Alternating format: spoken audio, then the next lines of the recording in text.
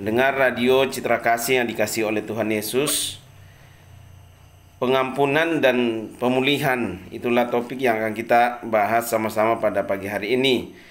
Kita akan melihat di dalam Yesaya 53 ayat 4 sampai 5. Saya akan bacakan buat kita semua. Yesaya 53 ayat 4 sampai 5. Demikian bunyi firman Tuhan, tetapi sesungguhnya penyakit kitalah yang ditanggungnya, dan kesengsaraan kita yang dipikulnya.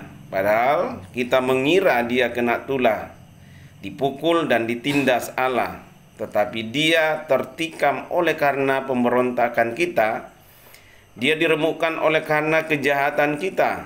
Ganjaran yang mendatangkan keselamatan bagi kita ditimpakan kepadanya, dan oleh bilur-bilurnya kita menjadi sembuh. Pendengar radio Citra Kasih yang dikasihi oleh Tuhan Yesus, kalau kita kembali melihat bahwa hari ini adalah peristiwa yang sangat berarti di dalam setiap hati orang-orang percaya yang kita kenal dengan Jumat Agung, di mana peristiwa yang penting di dalam tradisi Kristen yang merayakan, ya, di dalam Jumat Agung itu kita merayakan penderitaan, kematian, dan juga penyaliban Yesus Kristus. Jadi ada 3 rangkaian: penderitaan ketika dia ditangkap, diadili, kemudian disiksa, kemudian disalib, dan terjadi kematian, dan juga kebangkitan nanti. Jadi itu rangkaian semua kalau kita lihat di dalam Jumat Agung. Jadi Jumat Agung itu jatuh pada hari Jumat, ya, sebelum Paskah. Jadi ya, seperti apa yang sudah disampaikan kepada murid-muridnya pada saat Tuhan Yesus masih bersama-sama dengan muridnya, bahwa pada hari yang ketiga. Nah, demikian juga perumpamaan, misalnya rubuhkanlah bangunan ini, gedung ini, dan saya akan membangunnya di dalam 3 hari. Itu gambaran-gambaran yang diberikan oleh Tuhan Yesus bahwa dia akan mengalami penderitaan, dan dia akan disalib, dan dia akan bangkit pada hari yang ketiga. Nah, kenapa penting, ya, dalam tema kita hari ini, yaitu pengampunan dan pemulihan? Kenapa penting sekali di dalam hidup kita pengampunan dan pemulihan? Ya, kita hubungkan dengan Jumat Agung yang kita rayakan pada hari ini. Nah, kalau kita lihat bahwa Jumat Agung menyoroti pengorbanan Kristus yang begitu besar atas nama kasih kepada umat manusia. Ya, jadi kenapa Tuhan mau melakukan semua itu? Karena kasih. Ya, kembali kasih. Allah adalah kasih. Karena kasih Allah kepada umat manusia, sehingga dia mau berkorban, dia mau melakukan semua karena kasihnya. Ya. Allah rela menanggung penderitaan, ya, dalam wujud, ya, dia sebagai dalam kemanusiaannya, Yesus dalam kemanusiaannya, ya, rela menanggung penderitaan, bahkan kematian yang mengerikan untuk menebus dosa-dosa manusia, ya, termasuk dosa kita semua yang mengaku Yesus sebagai Tuhan dan Juru Selamat kita, bahwa dosa kita dipikulnya di atas kayu salib. Nah, jadi dalam pengorbanannya yang tak terbatas atau tak terbayangkan itu, dikatakan tidak ada satu manusia pun yang bisa melakukan itu, dan hanya Tuhan yang bisa melakukan itu. Ya, lewat pengorbanannya yang tak terbayangkan itu, Kristus menunjukkan kasih-Nya yang tak terbatas kepada manusia, ya, melalui atau mencakup pengampunan dosa-dosa kita semua. Jadi lewat peristiwa Jumat Agung pada hari ini, ya, Yesus mati untuk dosa-dosa umat manusia. Ya. Kenapa penting pengampunan? Ya, dalam konteks Jumat Agung, ya. Karena melalui kematian Kristus, dosa-dosa manusia dihapuskan. Ya. Kalau kita baca tadi dikatakan, tetapi dia tertikam karena pemberontakan kita, pemberontakan manusia, diremukkan karena kesalahan kita, kesalahan manusia. dan ganjaran yang mendatangkan. Jadi pengorbanan yang dilakukan oleh Yesus itu telah mendatangkan, dikatakan ganjaran, ya, telah mendatangkan keselamatan bagi kita, ya. Artinya Yesus telah memikul semua dosa-dosa saudara dan saya, telah selesai, bahkan telah lunas dilakukan di atas kayu salib. Dan dikatakan, dan oleh luka-lukanya kita menjadi sembuh. Nah, ini menunjukkan bahwa Kristus menderita sebagai ganti dosa-dosa manusia. Saya ulangi bahwa Kristus menderita, Yesus mati di atas kayu salib menggantikan dosa-dosa manusia atau memikul dosa-dosa manusia, sehingga mereka atau manusia yang percaya kepadanya dapat menerima pengampunan dan pemulihan yang sempurna melalui iman mereka, kepercayaan mereka. Ya, jadi barang siapa yang percaya kepada Yesus, ya, barang siapa yang mengimani Yesus sebagai Tuhan dan Juru Selamat pribadinya, dia akan diselamatkan, dia akan diampuni, dosa-dosanya akan diampuni, dan dia akan mengalami pemulihan demi pemulihan di dalam hidupnya. Jadi tanpa pengampunan tidak mungkin ada pemulihan. Tanpa pengampunan tidak mungkin ada pemulihan. Jadi dalam konteks Jumat Agung yang kita rayakan hari ini, pemulihan itu menjadi penting karena kematian Kristus juga membuka jalan bagi pemulihan spiritual. Ya. Spiritual kita dipulihkan, spiritual umat manusia dipulihkan. Ya. Jadi Yesus bukan hanya mati untuk menghapus dosa-dosa manusia, tetapi juga untuk memungkinkan manusia atau umat manusia hidup dalam hubungan, ya, yang telah direstorasi dengan Allah, artinya telah diperbaharui, hubungan yang tadinya rusak diperbaharui, sehingga spiritual manusia, hubungan manusia dengan Allah jadi baik kembali karena pengorbanan Yesus yang dia lakukan di atas kayu salib. Nah, ini menawarkan harapan dan kesempatan untuk hidup yang baru, ya, manusia baru, manusia yang telah diperbaharui karena pengorbanan Yesus di atas kayu salib. Jadi Jumat Agung yang kita rayakan juga akan memperbaharui, atau pengorbanan Yesus di atas kayu salib juga memperbaharui hubungan kita dengan Allah. Yang tadinya tidak baik menjadi baik, yang tadinya kita jauh dari Allah menjadi dekat dengan Allah, ya. Karena kita telah menerima pengampunan daripada Tuhan, ya. Jadi kita akan melihat bagaimana pengampunan dalam kasih Allah. Jadi pengampunan sebagai ekspresi atau ekspresi kasih Allah yang tak terbatas, ya. Pengampunan sebagai ekspresi atau ungkapan, ya. Pengampunan sebagai ungkapan kasih Allah yang tak terbatas, ya. Artinya Yesus mati di atas kayu salib. Yesus mau mati untuk manusia yang berdosa sebagai wujud kasih-Nya yang tak terbatas, ya. Kalau kita melihat di dalam Yohanes 3 ayat 16, ya, dikatakan di situ, karena begitu besar kasih Allah akan dunia ini, sehingga Ia telah mengaruniakan anaknya yang tunggal, supaya setiap orang yang percaya kepadanya tidak binasa, melainkan beroleh hidup yang kekal. Karena begitu besar kasih Allah, tidak hanya untuk manusia tapi akan dunia ini. Jadi pengampunan yang Tuhan berikan lewat pengorbanan di atas kayu salib sebagai wujud atau sebagai ekspresi kasih Allah yang tak terbatas, tidak hanya terbatas sama manusia, ya. Jadi korban salib yang kita rayakan di dalam Jumat Agung, kematian Yesus telah mendamaikan hubungan manusia dengan Allah, hubungan manusia dengan sesamanya, hubungan manusia dengan lingkungannya, ya. Jadi pengampunan adalah bentuk ekspresi Allah, kasih Allah yang tak terbatas kepada dunia ini. Karena begitu besar kasih Allah akan dunia ini, sehingga Ia mengaruniakan anaknya yang tunggal, supaya setiap orang yang percaya, ini garis bawahi, setiap orang yang percaya kepadanya tidak binasa, ya, tidak akan mati kekal, melainkan beroleh hidup yang kekal. Mungkin sebelum-sebelumnya saya sudah bahas bahwa manusia tidak hanya selesai ketika kita mati atau ketika kita meninggalkan dunia ini, artinya nyawa kita udah selesai, kembali ke tanah. Tapi roh kita itu akan kembali kepada Allah dan kita akan mempertanggungjawabkan semua apa yang kita lakukan selama kita ada di dunia. Ya.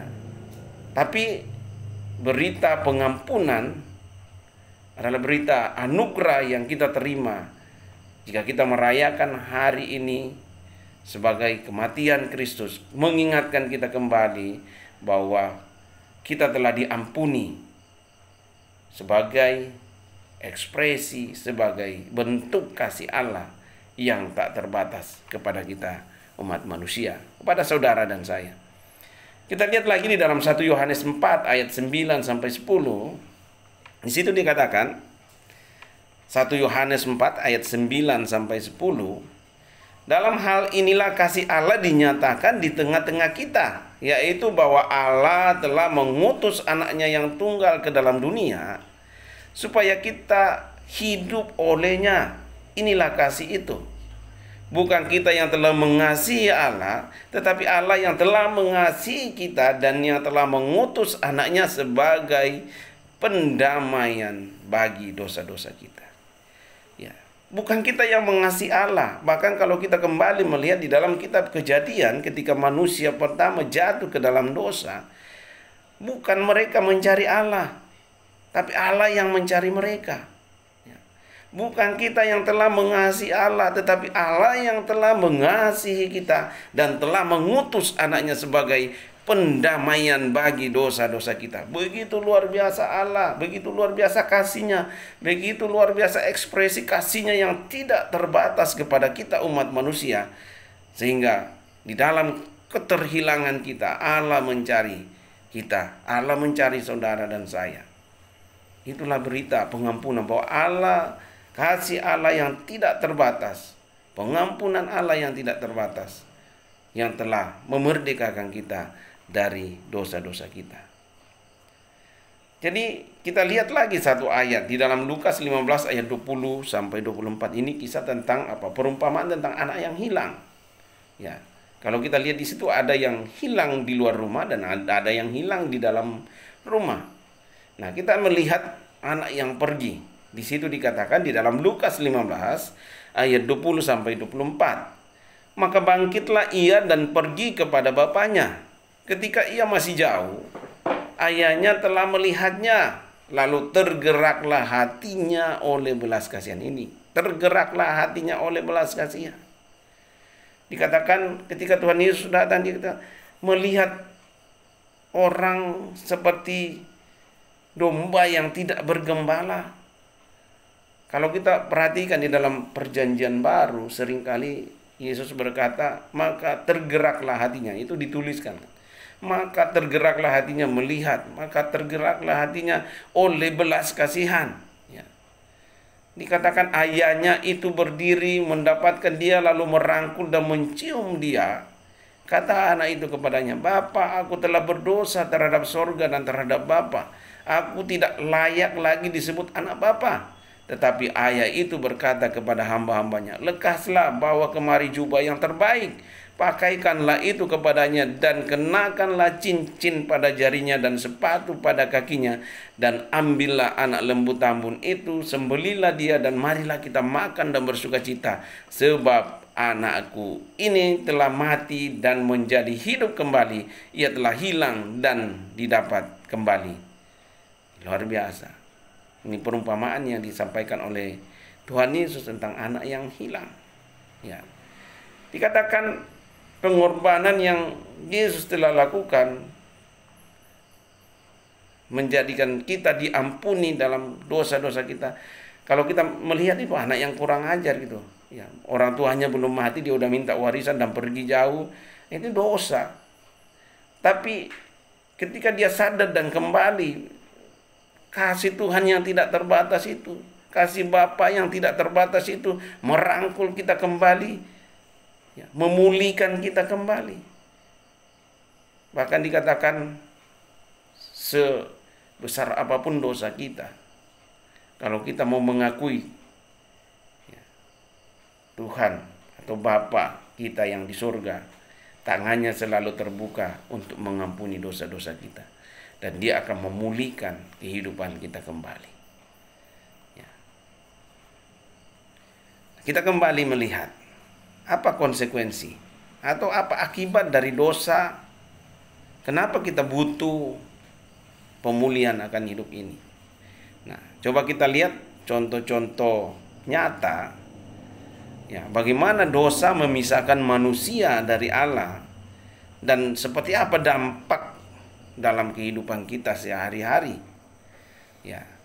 Kita melihat yang pertama bahwa dosa itu mengakibatkan kita kehilangan hubungan dengan Allah. Yang saya tadi katakan, manusia pertama ya, Adam dan Hawa, ketika mereka belum jatuh di dalam dosa, mereka bebas berkomunikasi setiap waktu dengan Allah.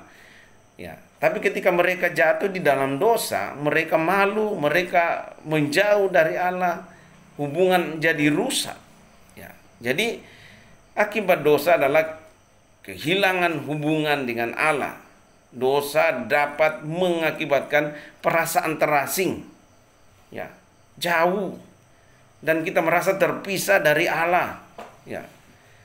Kalau kita lihat di dalam Yesaya 59 ayat 1 dan sampai 2, di situ dikatakan bahwa sesungguhnya tangan Tuhan tidak kurang panjang untuk menyelamatkan, dan pendengarannya tidak kurang tajam untuk mendengar.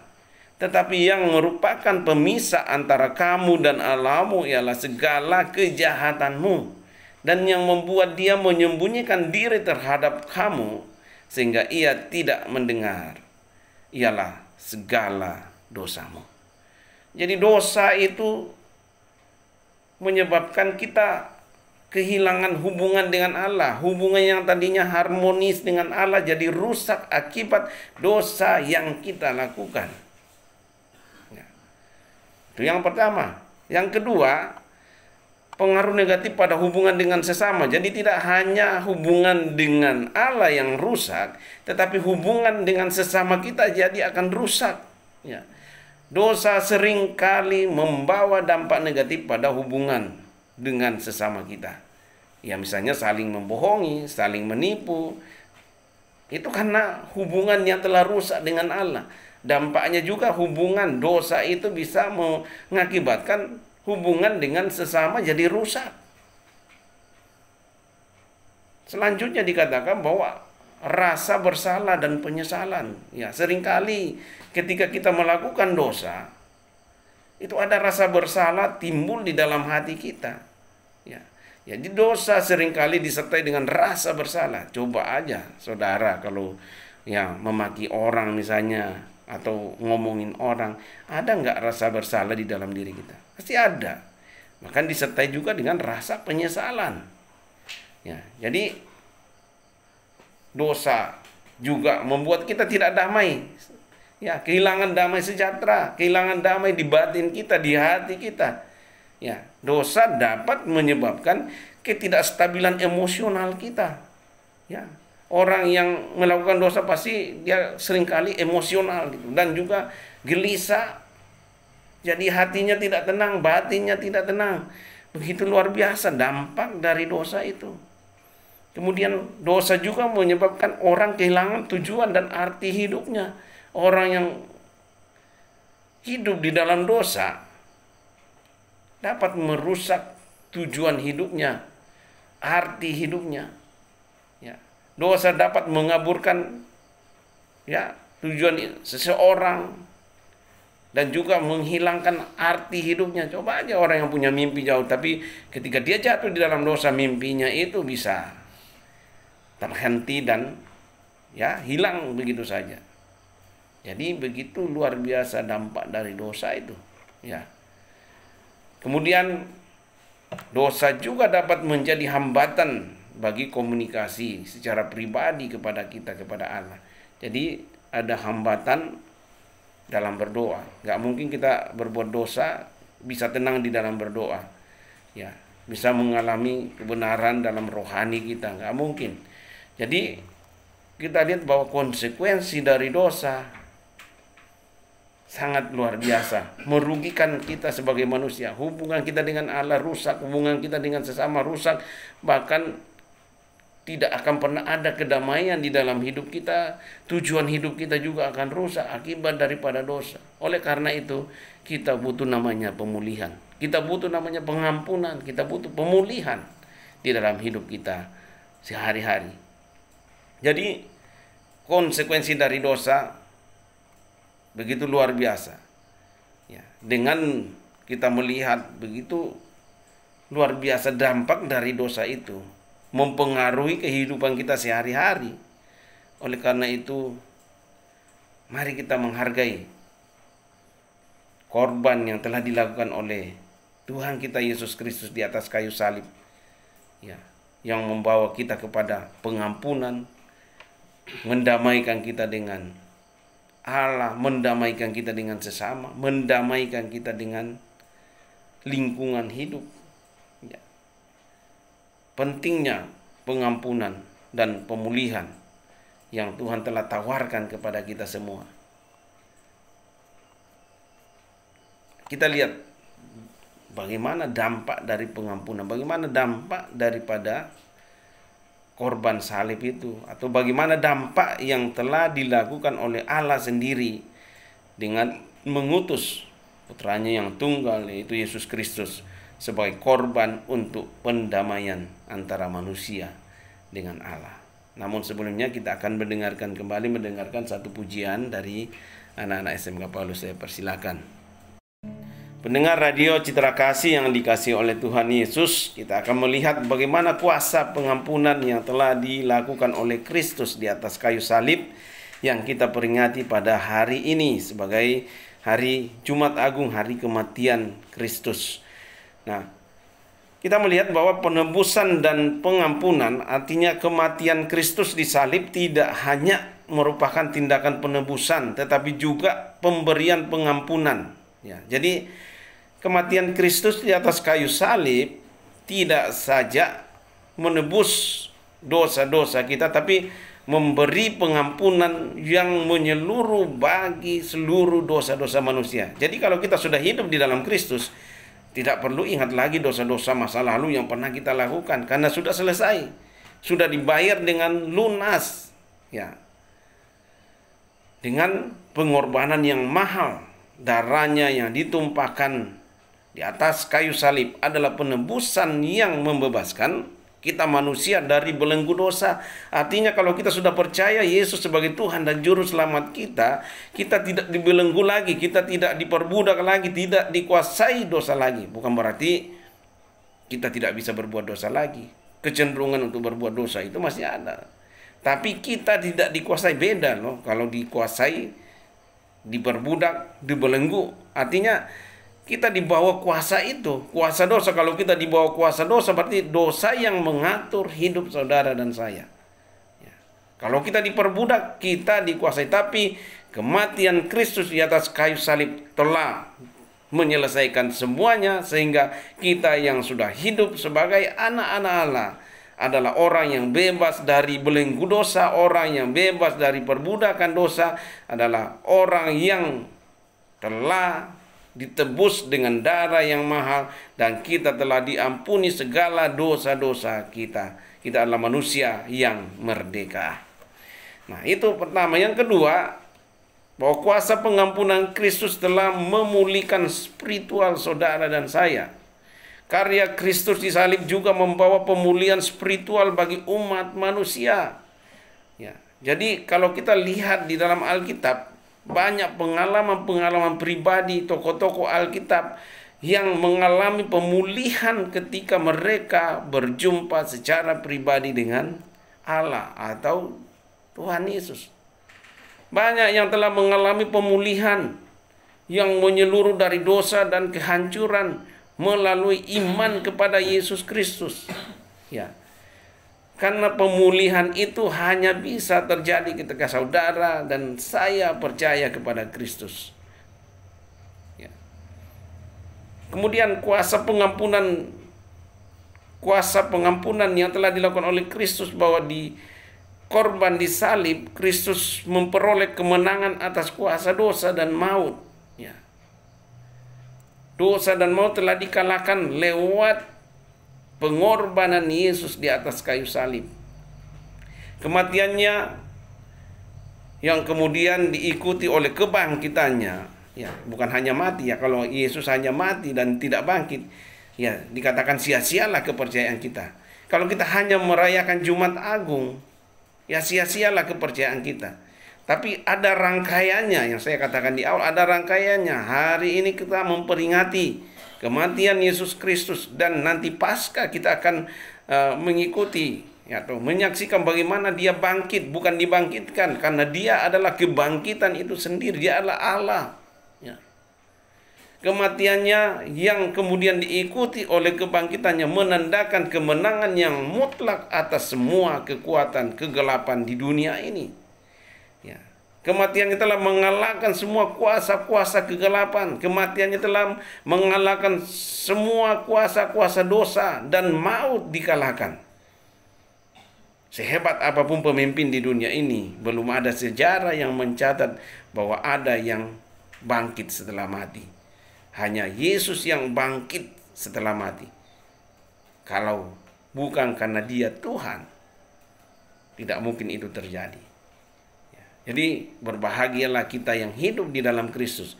Berbahagialah semua orang yang mau menerima Yesus sebagai Tuhan dan Juru Selamat pribadinya.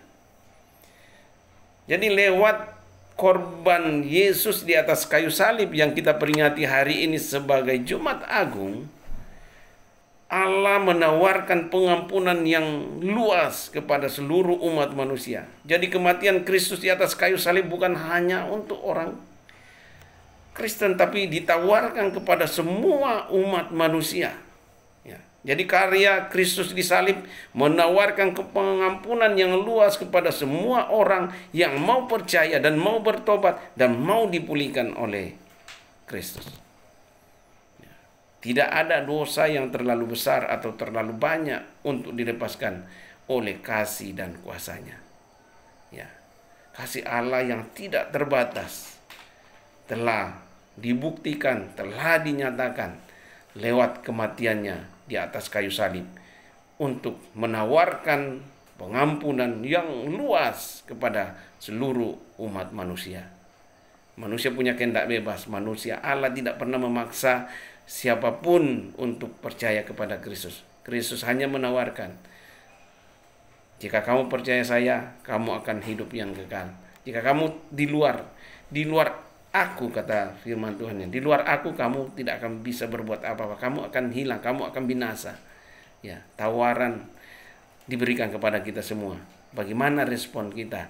Pendengar Radio Citra Kasih, respon kita bagaimana terhadap pengampunan yang Tuhan tawarkan kepada kita semua, pemulihan yang Tuhan tawarkan kepada kita semua. Oleh karena itu, saudaraku, pendengar Radio Citra Kasih, dimanapun saudara ada, dimanapun saudara mendengarkan siaran ini pada pagi hari ini, mari kita menerima pengampunan Allah dengan hati yang tulus, dengan hati yang rendah hati. Kita berkata bahwa aku adalah manusia yang berdosa, manusia yang harusnya dibinasakan oleh Allah. Tapi hanya karena kasih karunia-Nya yang tidak terbatas itu menawarkan pengampunan dan pemulihan kepada saya. Mari kita menerima pengampunan dengan hati yang lapang, dengan hati yang tulus, dengan kerendahan hati kita datang kepada Tuhan. Mari kita sadar akan dosa-dosa yang kita lakukan. Mari kita mengakui, mari kita tidak hanya sekedar mengakui, mari kita menyesali dosa-dosa di hadapan Allah dan minta pengampunan, minta pemulihan dari Tuhan. Karena kita tidak terlepas dari dosa-dosa. Mungkin kita tidak lewat mulut kita. Mungkin kita tidak membunuh, kita tidak melakukan hal-hal, tapi mungkin dalam pikiran-pikiran kita seringkali memikirkan hal-hal yang tidak baik, entah itu terhadap sesama, entah terhadap siapapun. Mari kita mengakui di hadapan Tuhan.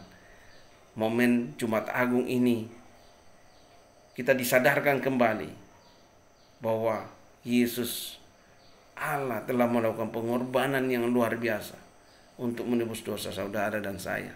Mari kita akui, sesali dosa-dosa yang kita lakukan di hadapan Tuhan. Minta pengampunan di hadapan Tuhan, minta pemulihan di hadapan Tuhan.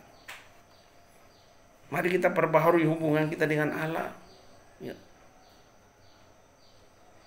melalui doa, melalui pembacaan firman Tuhan, melalui ibadah, melalui persekutuan-persekutuan dengan sesama umat Tuhan. Bangun terus hubungan yang baik dengan Allah.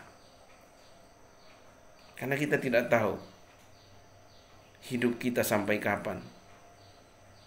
Alangkah indahnya kalau kita dipanggil Tuhan, semua di dalam keadaan baik, punya hubungan yang baik dengan Allah, punya hubungan yang baik dengan sesama. Mari kita bertobat dan mengubah hidup kita. Hanya bertobat yang bisa memulihkan. Tanpa pertobatan tidak mungkin terjadi pengampunan, tidak mungkin terjadi pemulihan. Mari kita mulai merubah hidup kita, hidup yang sesuai dengan apa yang dikehendaki oleh Tuhan. Mari kita meninggalkan hal-hal yang tidak berkenan di hadapan Tuhan, meninggalkan dosa-dosa yang tidak menyukakan hati Tuhan. Mari kita berusaha hidup sesuai dengan firman Tuhan, sesuai dengan ajarannya Tuhan. Dan terus bangun komitmen kepada Kristus.